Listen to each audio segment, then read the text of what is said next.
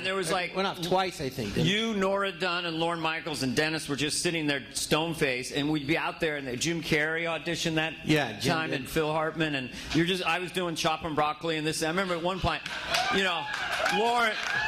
I think Lorne was testing me, because you're really nervous. It's online. I'm terrified. And then Lorne's like, oh, we've seen the piano bit and a couple of the characters. Is there any fucking thing else you can do? You know, and he was wanting to see if you could handle the pressure of SNL, I think, you know. And then, yeah, so the thing is, people go, how long does it take to be a comic? I go, well, it's like 10, 15, 20 years. I mean, it's really hard. And when we got the show, we'd say people don't know what we went through, because it's just, you go through hell for years.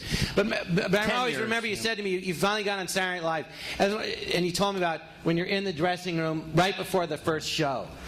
Well, first of all, I get out there, and we're walking around Rockefeller Center. I'm with John, and Don Pardo's there, and John gets Don Pardo to say my name, which terrified me. And Dana Carvey. You know, this is like a month before the show premieres. So I was instantly nervous and waiting, and I was developing The Church Lady with Rosie Schuster to do a sketch. And the night of the first show, I was in what they call the cold opening. I don't know if you watch SNL. It was like, you know, it just comes up. I didn't know I was in the cold opening. It was my first sketch ever, because I only was a stand-up. So Phil Hartman, Jan Hooks, and I were in that. And Sigourney Weaver was the host. She was the host. Right off of Aliens, which was huge. The Church Lady was the last sketch in the rehearsal show.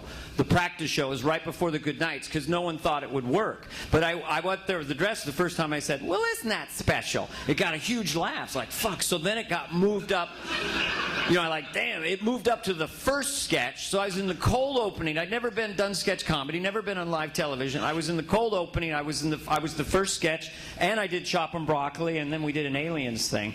And our manager at the time, Brad Gray, a guy who has a soft voice like this, he's our manager. He comes into my dressing room right before the show. He goes, I don't know why it happened. I don't know why this is it, but it's your show. You know, I don't know why it's your show, but it's your show tonight, you know.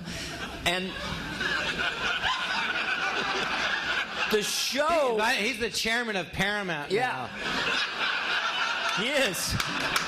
The show was not picked up for a full season when I got on the show. We only had an 8-show pickup for the only time in the 35, 40-year history.